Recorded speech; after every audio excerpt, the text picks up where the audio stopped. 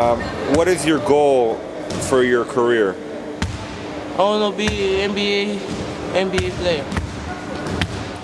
To say Giannis Antetokounmpo beat the odds to get to where he is today is an understatement. We all know Giannis as an NBA icon, a two-time NBA MVP, six-time All-Star, a guy with his own sneaker line, and the best player in the league today. But his story is not as advertised.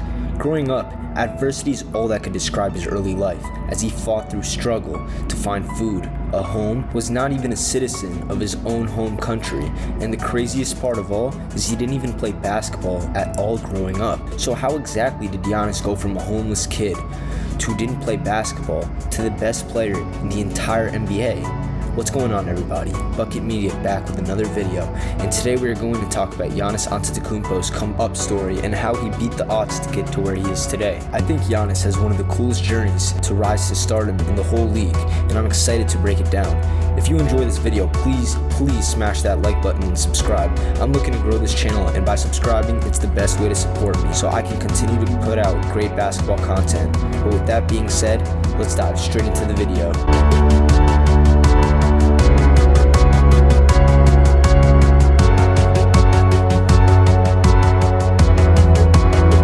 Giannis was born on December 6, 1994 in Athens, Greece. He was raised by both his mom and dad while also having four brothers named Alex, Kostas, Thanasis, and Francis Antetokounmpo. Growing up, Giannis and his family were never considered Greek citizens because they were Nigerian immigrants, and while having to deal with that, they were extremely poor. Giannis' mom, Veronica, was a babysitter part-time, while Giannis' dad, Charles, was a handyman, but even that was not enough to provide for their large family. Giannis and his older brother, Thanasis, had a job as kids to go around the streets of Athens or at local beaches and sell sunglasses, bags, watches, and more. Giannis and his brother would still come home on certain days to find no food at home, leaving their entire family starving throughout the night. And some days, their first meal of the day would be at 11 p.m. when they were done working. Besides the problem of not being able to afford food, the Antetokounmpos shared a one-room apartment amongst the whole family, and barely being able to afford the bills, which caused them to get evicted multiple times from multiple different apartment complexes. Throughout their time living in Greece, they also met many people with xenophobic attitudes, whether it be on the streets, selling items to citizens, or trying to find new homes from landlords or more, and it seemed as if their young family was segregated from the Greek community. They basically faced a lot of racism. With all of these events taking place over a period of time, Giannis was not even a teenager yet and had not even picked up a basketball up to this point, which is crazy to think about. But what's even crazier to think about is Giannis did not even want to play basketball to begin with. A man by the name of Spiros Vilaniatis, who was a local basketball coach, was tasked to scout local talent around the area to come join his team. While looking for Thanasis, who he remembers spotting a few years back, he found Giannis, who was playing tag with Thanasis and his other brothers. What immediately stood out about Giannis was his tremendous athleticism and his limbs with his long strides when he ran and genetic gifts of a freak. After watching Giannis play tag, Spiros was sold that Giannis was the truth and that he had found a diamond in the rough, a once-in-the-generation type talent. But it was not easy for Giannis to join because he didn't even want to do it himself. He knew that he had to keep working his day job to keep providing for his family and making money. Giannis' mom agreed and would not let him play basketball at first because they needed to make money. But Spiros was desperate to get the Antetokounmpos to start playing basketball. He told Giannis, "Look, if you play basketball, I can help your family with money. Try it out and see what you think." Spiros, along with the team he was affiliated with called Philadelphos, later offered Giannis' family 500 euros a month so they can pay for food and housing for Giannis to play on the team, which is roughly around $480. And to think they offered that to a 13-year-old is pretty insane. But anyways, without hesitation, they accepted the deal, and Giannis' basketball career had started. Despite Giannis having insane genetic gifts and having everything it took physically to make the NBA, it was a rocky start to his career. Giannis could barely dribble a basketball with a strong hand, nor even make a right-hand layup, but one thing that separated Giannis was his drive. Knowing the position he was in, Giannis had no choice but to go hard. He knew that there was potential to make millions from this game, and he could not let his family down, so countless hours were spent in the gym perfecting his craft. Giannis would work out before team practice, after team practice, and even through midnight, and end up sleeping on an exercise mat in the weight room due to how tired he was after working out, but also due to encountering racist terrorists, specifically fascists or Nazis targeting immigrants like Giannis. Even after seeing massive improvements, Giannis still wanted to quit basketball. He didn't enjoy it. Spiro still pushed Giannis even harder to stay, to the point that he told Giannis, "Look, give it one more year, and if you don't like it, then you have my blessing to quit. But just give it one more year and give it all you got." With that, Giannis kept playing, and it all paid off. Giannis finally broke through, well, a little bit.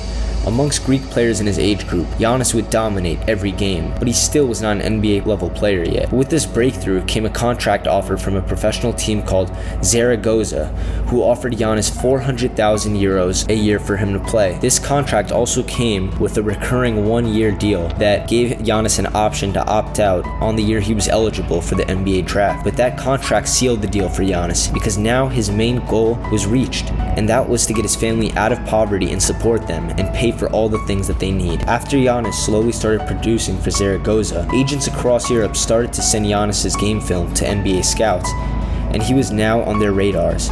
But as scouts would put it, the video is so poor quality, so grainy, they can't even tell how tall he is in relation to other people. Never mind the fact that this is clearly a YMCA level league. It's terrible. I mean, the players smoke outside with cigarettes before the game. They have beer bellies. This is not top tier. So with that still came some questions on, can Giannis' game translate against big guys, against the pros that we know today? But scouts still were in awe of his sheer athleticism, speed, and court vision, and his ability to get coast to coast. His potential was intriguing, so intriguing that it got 30 NBA GMs to fly to Greece to watch him play. They all saw some green flags in his game, but 4 teams were very interested in drafting him, being the New York Knicks, Milwaukee Bucks, Atlanta Hawks, and Toronto Raptors. But specifically, the Bucks and the Hawks had major considerations in drafting Giannis for the upcoming draft. In 2013, Giannis foregoed the rest of his contract with Zaragoza and declared for the 2013 NBA draft. He was expected to be a late first-round pick, but had a couple of teams, like the Knicks and Kings, flirting with the idea of drafting him on draft night. But out of nowhere, the Bucks drafted him with the 15th pick. At the time, everyone was shocked about the pick. But when you broke it down, the Bucks were one of the first teams to really be interested in drafting Giannis. Everything was amazing for him, but there was just one little problem. Giannis did not have a visa, and nor did anybody in his family, and Giannis wouldn't be able to travel along with his family. Giannis got his papers easily, with being a top draft pick, so had no problem coming over, but his mom, dad, and little brothers could not come. In fact, his mom and dad got their visa requests declined twice, and if it got declined for a third time, which is the maximum amount of requests you can make to apply for a visa, they would not be able to come to the USA. This was such a big deal because Giannis said if his parents could not come to the US, he would play overseas instead. Luckily, they both got accepted for the third time, and Giannis was able to go to the US with his parents. Can you just imagine if Giannis had to go overseas and play? We would have never seen all this greatness. But unlike a lot of players that get drafted, Giannis remained true to where he came from and who he is. He even bought a PS4 with some NBA money. It felt bad and returned it because he was so used to having no money, so he didn't know what to do with it, and he didn't want to waste any of his money. Instead, he continued to put countless hours in the gym working on his game and getting stronger, and would even sometimes sleep at the Bucks facility because all he did was stay to the gym to the point where he became an impactful NBA player. There was even a time in recent memory when Giannis' jump shot was at the same tier of Ben Simmons. I'm sure some of you remember that, and his shot rapidly improved due to his hard work. With time came all the accolades, and as the years went by, he rapidly ascended into the icon and NBA superstar we know of today. A 2-time NBA MVP, an NBA champion, multi-time All-Star, Defensive Player of the Year, Most Improved Player of the Year, and the list goes on and on. Giannis is arguably the best player in the entire league right now, but his rise to stardom was nothing short of unique. We will never see another story like this, and it just goes to show you that if you work hard and put the right people around you, anything is possible.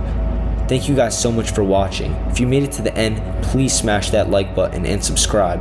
It would really mean the world to me if we could gain some more subscribers that enjoy basketball content like this. Also, leave a comment if you enjoy videos like this, where I break down cool NBA come-up stories, and comment who I should do next, or if you have any video suggestions in general.